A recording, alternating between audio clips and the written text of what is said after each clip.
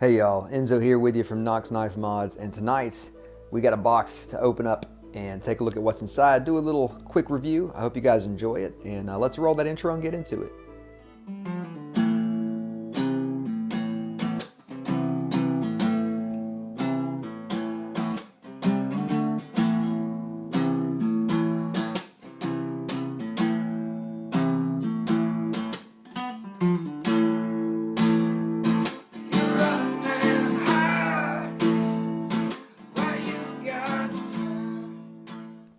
Alright y'all, so as you can see here, we have a very cool box.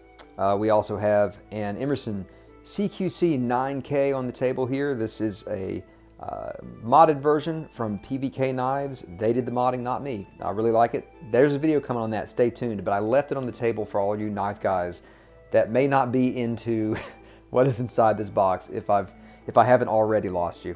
Real quick, gonna get a sip of some Buffalo Trace here. Love some Buffalo Trace. Interestingly enough, it's kind of become my new baseline kind of main driver, I guess, if that makes sense. All right, enough about that. So today we have a Pro Trek box here. If you know what Pro Trek is, it is a line of watches from the Casio brand. Casio is very quickly becoming my favorite watch retailer, or I guess watchmaker. I just love pretty much everything they do. So what we're gonna do, I need to explain, I've already opened this, I've already been wearing the watch. This is not an unboxing, but I wanted you to get the full, packaging. And it's not crazy packaging or anything, but I did want you to see the whole thing. So I boxed it back up. We're gonna open it up and talk about it. So it's in this White Mountaineering. This is a collaboration with White Mountaineering. They are a Tokyo-based brand. They're a fashion brand, but part of their thing is that they incorporate influences from the outdoors into their fashion, even though it is an urban brand. And I looked at some of it and it's way out of my price ranges. So I don't know about you guys, but I'd never heard of them before getting this watch, and I probably won't see any more of them after having gotten it. But let's get into it. This is my first Pro Trek as well. I have a few G-Shocks, but this is my first Pro Trek. So this is the setup here. We got all of our literature here, all the information about the module if you need that. It's a great module. It's another reason I really wanted this. And the price is great, which is yet another win. So that's pretty much that. You've just got this kind of cardboard divider in here next to the actual box itself. So we open this up, just another normal watch box here. Very cheap, very straightforward. Then nothing wrong with that. This little thing I liked. You got a nice little signed little pouch. Kind of cool. Don't know what you could do with it. I could keep my dice for Magic the Gathering in here. That might be something I could do with it. Oh, nerds! Nerds! Nerds! Nerds! Nerds! Nerds! Nerds! Nerds! Let's get this out and we'll have a closer look at it. Take a look at that. So ignore the wear, because like I said, I have been wearing it. There is wear on the bezel. Ignore that. But if you don't think that looks cool, man, I think this thing is the bee's knees. I think it just looks awesome. So as I said, the model number is PRJ-B001WM, but it's a spin-off of a line that is the PRJ-8001 line. And what it's known for is the funky band that the base model comes with. It's got is nylon on one side, but then it's got these like elastic bungees on the other side. It looks really ridiculous, but it's supposed to be very outdoor friendly and utilitarian. Not my thing personally. I'll drop a photo of it in here. But when I saw this one, my jaw dropped. I saw the original version on Random Rob's channel, and I was just curious about it because I loved the way that the dial and the face looked. And then I looked it up, and Casio had this version. I was like, wow, yeah, that's the one. That's awesome. The thing that really drew me to it is the detail on that dial. As you can see, it's got this hexagon design going on that changes as you go to the bottom of the dial. I think it's really cool. I love the look, and the stock model does not have that. So we'll get this on wrist, and we'll have some more a closer look at it. But before we do, let's have a look at the case back, which I think looks also very nice. 4 screws holding that in place here. We've got the White Mountaineering logo beneath the Pro Trek logo there. Nothing crazy. I just think it's a nice looking case back for a nice looking watch. band. If I didn't already say, it's kind of a nylon band, kind of Zulu-y in some ways, except it's a two-piece. As you can see, the lug-to-lug distance is very narrow, which I like a lot. I'll drop in specs right here in case y'all are looking for that information. But one wonderful thing about a short lug-to-lug distance is that it will fit a smaller wrist like mine. Even though it's a large face, it won't look oversized on a small wrist. So I'm a big fan of small lug-to-lug distances. I think it's a great idea. As you can see, we have two floating keepers here, and I was a little concerned about how those would act on wrist, but they work perfectly. So we'll go ahead and hop off the camera here real quick. I'll get this thing on wrist. And as I mentioned about the knife, video is coming on that knife if you guys are just looking at it and wondering about it. That will be very soon. I'll have a video up on that. It's been a lot of fun messing with this knife. Okay, so there it is on wrist. Again, really love the look of it. Kind of has this kind of future-y, kind of cyber-y thing going on that I think looks really cool. So the functions of this module, it's first of all, it's solar, which is wonderful. And I've gotten to be a really big fan of watches where I don't have to worry so much about, you know, hand winding and setting the date every time I want to wear it, and you know, changing the time if it was the last time I wore it was before daylight savings or something. So a watch like this is really nice because obviously with it being solar, you don't have to worry about winding it or any of that stuff. The battery's going to last at least 10 years. And the other thing that I really like is that it has Bluetooth connectivity. So what you can do is you download the Casio Watches app on your phone. You turn on Bluetooth mode, which I'll do right now. So we hold, and actually before I do that, let me show you one other feature. If you can see up here, it says unlock and lock. So if you turn to the left, your bezel will unlock. Hear that click there? Now it's unlocked. You can see the buttons are now exposed. Now you can hit these buttons as well in the locked position. It's just better access in the unlocked position. So if we hit mode and hold it, keep holding it, now we're in Bluetooth connectivity mode. So it's not going to connect right now since I don't have the app open. But what it would do is it connects to your app, your Casio Watches app, syncs the time based on the region you're in. And it syncs up to the atomic clock. So it's super accurate, and it stays accurate for a very long time. Big fan of that. And so when you deal with daylight savings time, you don't have to go in and manually change the time. You can just resync to your atomic clock. This is really nice. I'll leave this mode now, and we'll just go to the regular mode here. Now, one thing I will say about this rotating bezel, it's really enjoyable to do that little click, but the lineup is not perfect. You can turn it just a bit too far where it wants to stop just off of alignment. So that's something to consider. It doesn't bother me that much. I just nudge it back.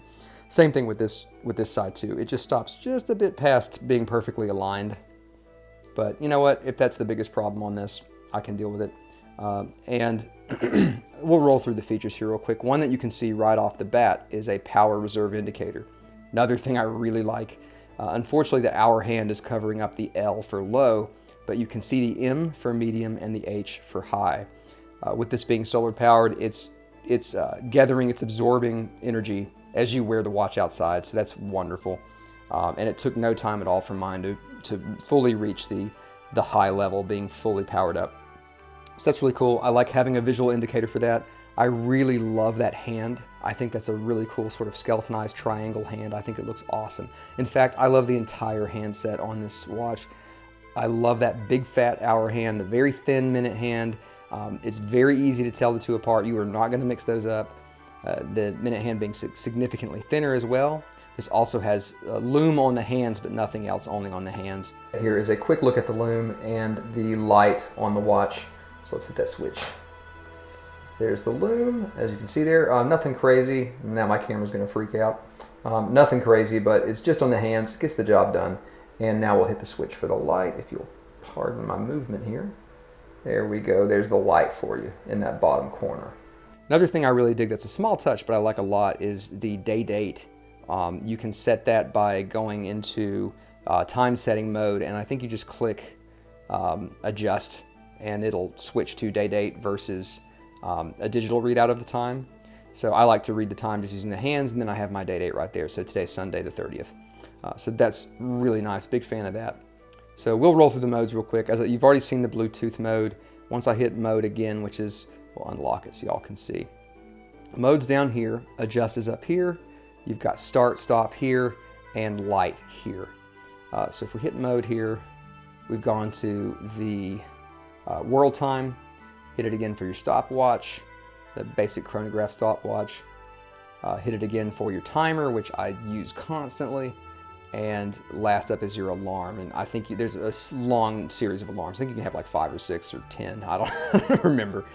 Now, compared to other Pro Treks, this is limited functionality compared to what some Pro Treks will do. So a lot of them have like compasses and altimeters and tide readouts and all kinds of stuff. So this is a little bit more bare bones in that regard.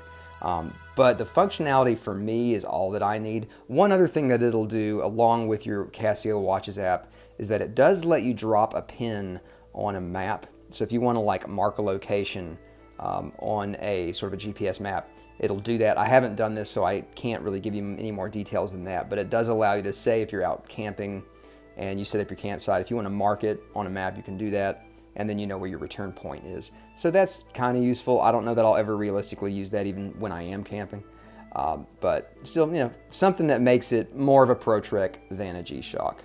That's another thing that is really, really interesting to me is how this sort of compares to the G-Shock GA2100 series. As you can see, there's a lot of similarities here. Both cases are octagonal.